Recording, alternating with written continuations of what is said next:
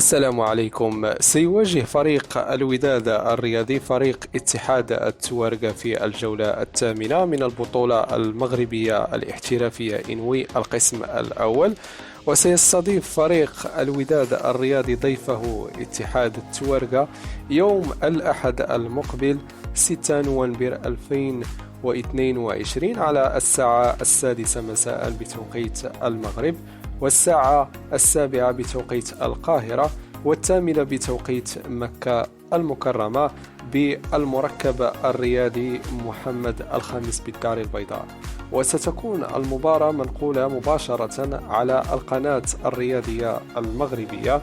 ويذكر أن الوداد الرياضي يحتل صدارة المسابقة المحلية برصيد 17 نقطة بفارق نقطتين عن المطارد الجيش الملكي و4 نقاط عن صاحب المركز الثالث اتحاد الرياضي التوارقي.